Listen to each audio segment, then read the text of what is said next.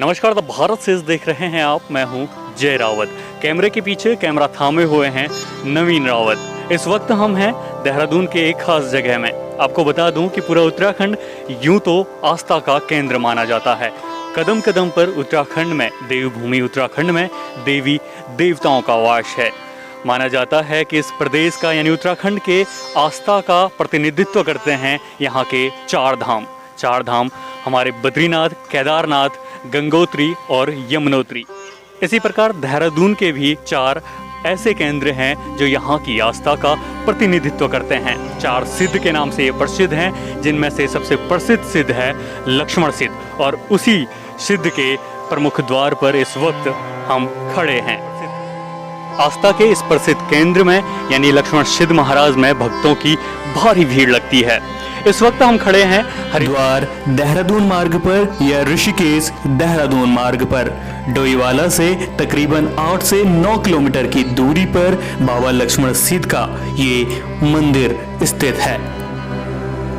इस मंदिर पे अगर आप आते हैं तो नेशनल हाईवे देहरादून हरिद्वार मार्ग पर ऋषिकेश से ये बाईं हाथ पे पड़ता है। और अगर देहरादून शहर से आप इस मंदिर के दर्शन के लिए आते हैं तो आपको देहरादून से तकरीबन 13 से 14 किलोमीटर तक ये मंदिर पड़ता है। इसके नज़दीक में ही पुलिस चौकी है और पुलिस चौकी से ही 50 मीटर दूरी पर इस मंदिर के लिए एक रोड जाती है।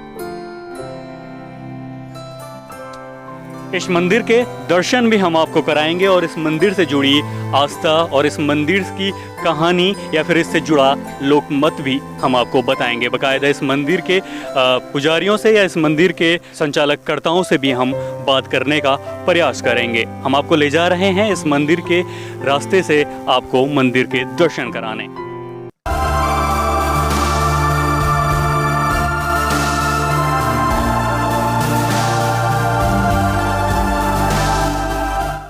घने जंगल के बीच में स्थित सुरम्य मार्ग पर आपको जहां प्राण वायु भी प्राप्त होगी तो वहीं कई तरह के नज़ारे आपको देखने को मिलेंगे। इस मार्ग से गुजरते हुए कुछ लोग हमको दिखे, हम इनसे बात करने का प्रयास करते हैं। इसके बाद हम आपको मंदिर के दर्शन कराएंगे। यहाँ पे कुछ दोस्त हैं हमारे जो अपनी भैंसों को यहाँ पे चरा रहे हैं। इनसे बात करने का प्रयास करते हैं और कुछ पूछते हैं कि कैसा इनको यहाँ पे लगता है। क्या नाम है आपका? शमशेर। अच्छा, यहाँ पे क्या कर रहे हैं आप? डंगर चुका रहे हैं। क्या कर रहे हैं? डंगर चुका रहे हैं, जानवर। डंगर मतलब भैंस होता है, भैंस को ही डंगर कहा जाता है ना?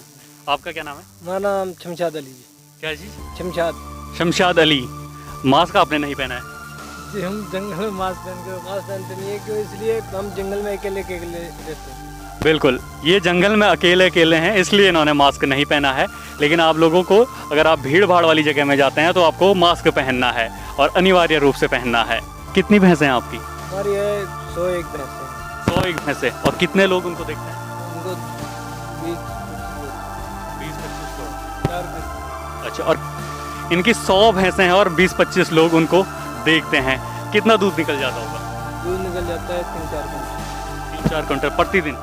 इसी मार्ग पर जहां लोग मंदिर के दर्शन करने भी आते हैं और इवनिंग वॉक पर भी आते हैं तो वहीं कई युवा इसी मार्ग पर सेना में भर्ती होने की तैयारी करते हैं। हालांकि आजकल लॉकडाउन है जिसके वजह से इस वक्त यहाँ पर भीड़ नहीं दिख रही है, युवाओं की भीड़ नहीं दिख रही है। लेकिन आप आम दिनों में अगर यहाँ आएंगे तो आपको यहाँ से गुजरते हुए, दौड़ लगाते हुए युवा अक्सर नजर आ जाएंगे।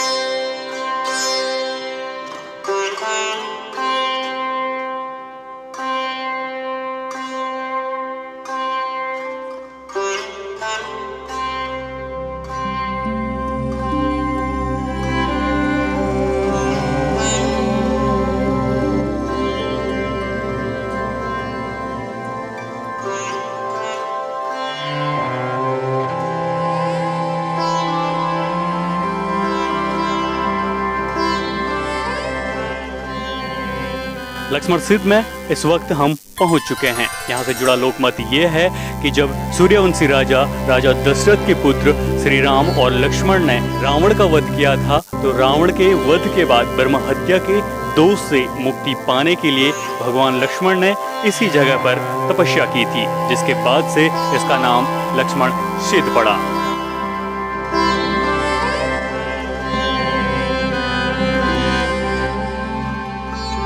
घने जंगलों के बीच में स्थित बाबा लक्ष्मण सिद्ध के इस मंदिर में पहुंचकर आपको मन, हृदय और मस्तिष्क की अपार शांति की अनुभूति होगी। आप जहां से भी ये वीडियो देख रहे हैं, हम आपको बाबा लक्ष्मण सिद्ध के दर्शन कराने का प्रयास कर रहे हैं।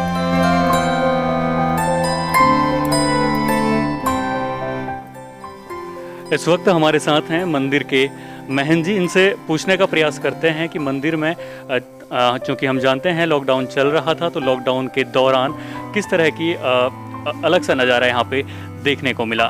सबसे पहले सर स्वागत है आपका द भारत से इसमें। मेरा नाम महंत भारत भूषण भारती में लक्ष्मण सिद्ध मंदिर से बोल रहा हूँ। सबसे पहले सर हम आपसे ये जानने का प्रयास करेंगे कि इस मंदिर से जुड़ी आस्था और इसका इतिहास क्या है। मंदिर के जुड़ा आस्था त्रेता युग में दत्तात्रेय महाराज हुए हैं, उनसे सती अनसुईया का जन्म हुआ है। सती अनसुईया से ब्रह्मा विष्णु महेश तीनों भगवान ने परीक्षा ली। परीक्षा शॉर्ट में बोल रहा हूँ। परीक्षा लेने के बाद में उन्होंने बोला जो वरदान चाहिए वो मांगो। तो उन्होंने बोला कि वरदान तो हमें तुम बोला तीनों भगवान मेरे कोख से जन्म लो। तो इस पर भगवान ने बोला कि तीनों युग चलाना है, तो आगे तुम्हें वरदान ऐसा है, एक ही पुत्र होगा जिसका नाम जिसके तीन शीश होंगे, और वो दत्तात्रेय के नाम से होगा। उसको दत्तात्रेय के नाम से होगा। उसके बाद उन्होंने दत्तात्रेय का अवतरित हुआ और उन्होंने 84 चेले बनाए। तो 9 नाथ 84 चेले हुए, 84 सिद्ध हुए। यहाँ पे लक्ष्मण सिद्ध जो है इसलिए बोला जाता है कि लक्ष्मण जी ने तपस्या करने के बाद में यहाँ पर आए थे और यहाँ पे उन्होंने इस स्थान पे भी तप करा है। तो ये इस मंदिर से जुड़ी एक ऐतिहासिक कहानी थी। अब हम जानते हैं कि आज के समय में इस मंदिर में किस तरह की समस्याएं हैं और सरकार किस तरह से इस मंदिर समिति को और इस मंदिर के उद्धार के लिए अपना सहयोग करती है। क्या सरकार की तरह से किसी तरह का सहयोग मिलता है सर मंदिर संचालन के लिए? अभी तो मंदिर संचालन के लिए सरकार की तरफ से कोई सहयोग नहीं मिलता है। हम भी जब अंदर आ रहे थे तो मुख्य द्वार का जो गेट है, हमने देखा कि वो जर्जर स्थिति में पड़ा हुआ है। हमने देखा कि कई लोग यहाँ पर आते हैं, कई भक्त बाबा लक्ष्मण के दर्शन करने यहाँ आते हैं। बाह्य परिदृश्य आप देख सकते हैं कि किस तरह से मंदिर की स्थिति बनी हुई है। सुरक्षा की दृष्टिकोण से भी कई तरह की समस्याएं यहाँ पर हैं। लक्ष्मण सिद्ध आस्था का केंद्र तो है ही, साथ में ये पर्यटन स्थल के रूप में भी उभर रहा है। सरकार को क्या मदद करनी चाहिए, इस विषय में सर आपकी क्या राय है, ये जानना चाहेंगे हम। सरकार की इच्छा है कुछ सहयोग करना चाहे तो अच्छी बात है। जो सहयोग करेंगे उससे पब्लिक के लिए अच्छा होगा। तो ये थे हमारे साथ महंत भूषण भारती जी। इनसे हमने जानने का प्रयास किया कि क्या मंदिर का ऐतिहासिक दृष्टिकोण था और क्या मंदिर का वर्तमान परिदृश्य है।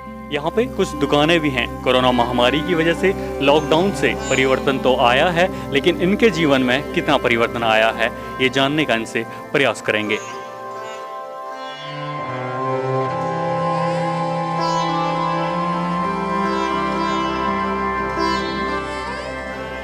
इस वक्त हम एक दुकान में हैं। उस दुकान के मालिक से हम जानने का प्रयास करेंगे कि उनके जीवन में इस लॉकडाउन से क्या परिवर्तन आया है। सर सबसे पहले अपना नाम बताइए। मेरा नाम किधर आइएगा, अपना नाम। प्रदीप कुमार है मेरा नाम। सर सबसे पहला सवाल तो यह है, आपने मास्क नहीं पहना है, इसकी वजह क्या है? मास्क जो है यहाँ पर मुझे यूज़ करने की कोई विशेष ज़रूरत नहीं है। यहाँ पर ऐसा कोई कोरोना प्रोजेक्ट ना आया है पॉजिटिव, और ना ही यहाँ पे कोई ऐसा फैलाव है, इसलिए मेरे ये सोशल दूरी का पूरा अनुपालन करते हैं, इसलिए इन्होंने मास्क नहीं पहनना है। लेकिन आपको मास्क अवश्य पहनना है, क्योंकि आम दिनों में काफ़ी भीड़ और काफ़ी हलचल इस मंदिर में हुआ करती थी, जिससे इनकी आमदनी भी ठीक ठाक हुआ हो जाया करती थी, लेकिन लॉकडाउन के चलते ये भी अस्त व्यस्त हो चुका है। अंतर्गत तो कुछ भी नहीं है, हम बस खाली ही बैठे रहते हैं यहाँ पर, अपना टाइम पास करते हैं, विशेष तो कुछ भी नहीं है यहाँ पे। संडे में विशेष भीड़ हुआ करती थी, वो सब मेला वगैरह जो है अब बिल्कुल फ्लॉप है, कुछ भी नहीं हो रहा है। अब जो है शायद खुलने की उम्मीद है, तो शायद हो सकता है कुछ भीड़ भाड़ हो। अब हमारा तो कोई रोजी रोटी का और हिसाब किताब है नहीं, इसीलिए ये दुकान है, इसलिए अपना यहीं बैठ के थोड़ा अपना समय अपना काटते हैं बैठ के।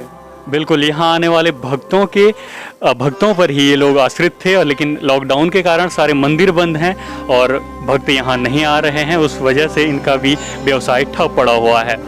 सरकार से किस तरह की उम्मीद करते हैं आप इस तरह के व्यवसाय वाले लोगों के लिए? देखिए सर, अभी सरकार ने जो भी करा होगा उसके बारे में मुझे कुछ विशेष जो है मालूम भी नहीं है। और सरकार नहीं, आपको क्या लगता है कि सरकार को आपके लिए कुछ आर्थिक सहायता या फिर किसी तरह की कोई योजना जारी करनी चाहिए ताकि इस तरह के व्यवसाय आगे भी फलीभूत हो सके और आप लोग अपना आम जीवन को सुचारू रूप से चला सकें? सुना तो है कि मोदी सरकार जी ने जो है 10-10, 5-5 हज़ार रुपये जो है छोटे मोटे रोजगार वालों के लिए जो है कर्ज देने के लिए बोला है, लोन के टाइप में, और वो शायद हिसाब नहीं आया है, और अगर आएगा तो हम भी अपना योगदान ले ही लेंगे। आम दिनों में कई युवा यहाँ पर विभिन्न तरह की तैयारियां करते थे, इस रोड पर दौड़ लगाया करते थे। इस वक्त भी कुछ युवा हमें यहाँ पे दिख रहे हैं, उनसे बात करने का प्रयास करते हैं कि इस वक्त किस लिए यहाँ पे आए हुए हैं, दौड़ करने, इवनिंग वॉक पर। सर, आपका नाम क्या है? मेरा नाम दीपक रावत है, मैं यहाँ का स्थानीय निवासी हूँ। हम यहाँ पर अक्सर रोज इवनिंग वॉक के लिए ही आते हैं। ये हर रोज़ इवनिंग वॉक पर आते हैं और इस दौरान भी ये इवनिंग वॉक पर ही आए हैं, क्योंकि माना जाता है कि लक्ष्मण सिद्ध की वायु में प्राणवायु बसी हुई है, इसलिए यहाँ पर कई लोग हर रोज़ इवनिंग वॉक के लिए आते हैं। इस वीडियो में फिलहाल इतना ही। देश और दुनिया की तमाम अहम खबरों के लिए और इसी तरह की खबरों के लिए द भारत सेज को सब्सक्राइब कीजिए। नमस्कार।